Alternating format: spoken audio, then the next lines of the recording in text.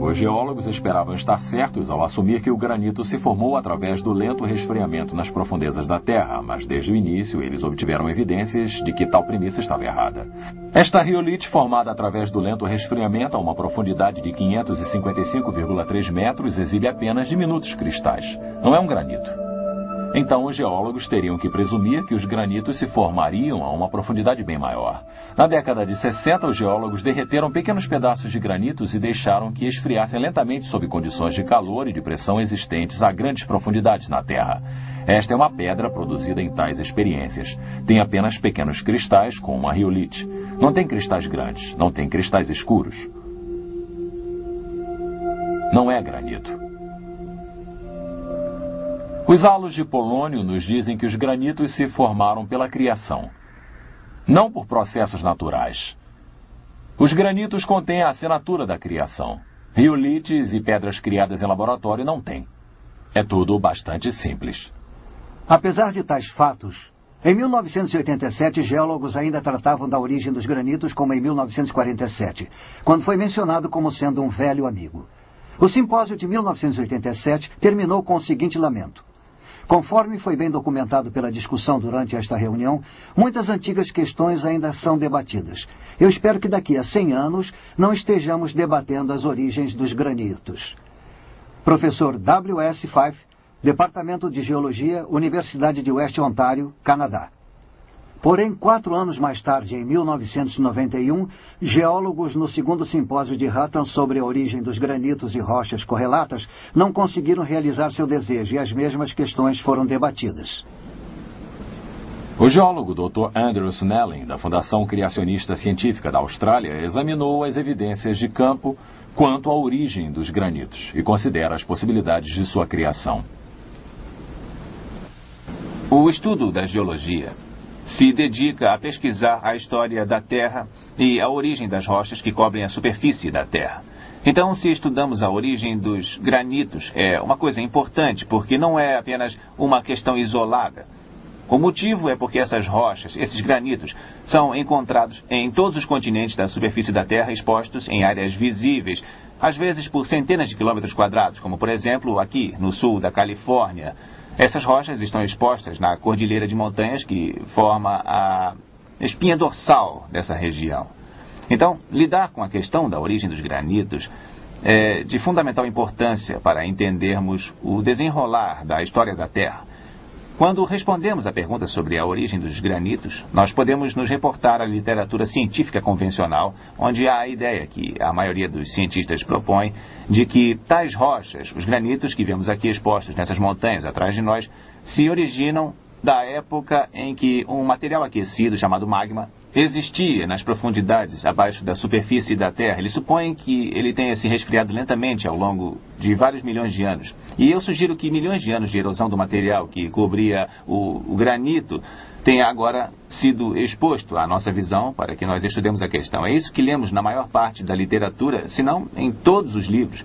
O que nos é ensinado como o saber convencional relativo à origem dessas rochas. Para responder a essa pergunta sobre a origem dos granitos e para vermos se a sabedoria convencional seria a explicação correta, nós precisamos examinar as relações de campo do granito, como ocorre o granito e como ocorre em relação a outras rochas. Aqui, por exemplo, no sul da Califórnia, nas cordilheiras, onde esses granitos são expostos em centenas de quilômetros quadrados, nós encontramos algumas relações bastante estranhas para as quais o saber convencional não parece ter explicação. Por exemplo, nós vemos, como aqui nessa rocha, uma parte escura, como se fossem blocos e remendos que estão claramente delineados e facilmente visíveis contra o granito normal. E em outros lugares podemos ver o que parece ser um material com veios. E isso suscita a pergunta se por acaso teriam 2 ou talvez até 3 formas de magma derretido de diferentes composições. E também suscita a pergunta de como o saber convencional pode explicar formas derretidas assim, existindo lado a lado para produzir rochas desse jeito tão diferentes umas das outras. E mesmo assim não se misturam.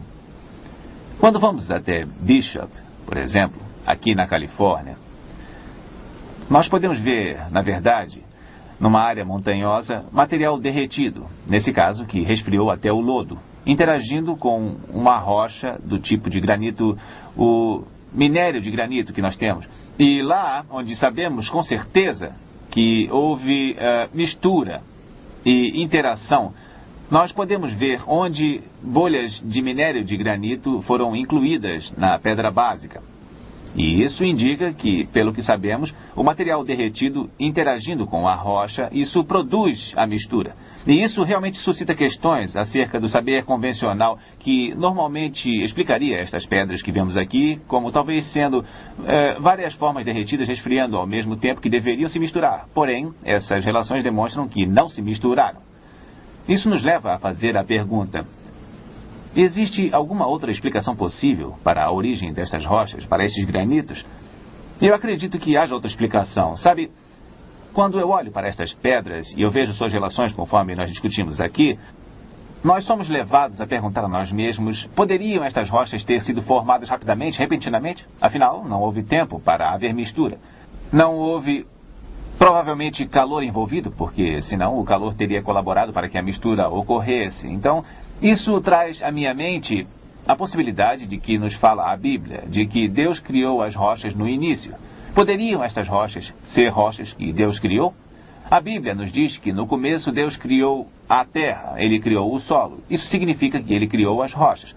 Poderiam estas rochas, esses granitos, ter tido uma origem súbita, criada por Deus? É significativo neste contexto que, portanto, não apenas observemos as relações de campo, mas também devemos olhar tais rochas no microscópio. Porque no microscópio, ao examinarmos estas rochas, poderemos ficar cientes de que existem provas sólidas, que já foram descobertas há algum tempo, a respeito de partículas nestas rochas, uma radioatividade que sugere de maneira enfática que estas rochas tenham sido criadas por Deus. Uma assinatura indicadora de tal radioatividade surgindo do nada por alguns momentos, deixando sua marca no granito sólido, nos fala de uma criação instantânea como as bolhas congeladas no copo de Alka-Seltzer.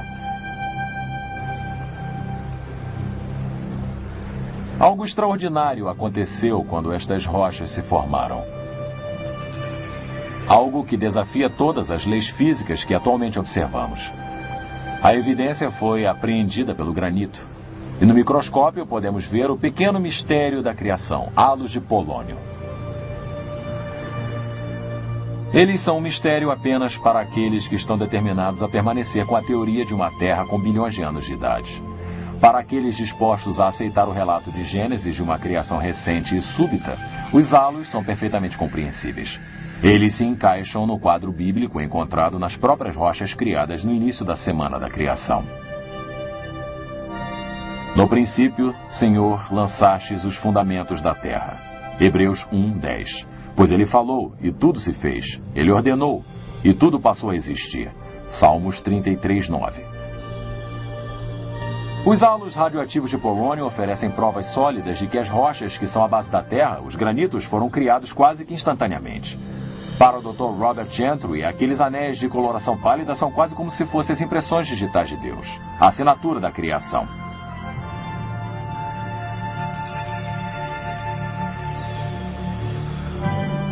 Para maiores informações, leiam o livro do Dr. Gentry, O Pequeno Mistério da Criação.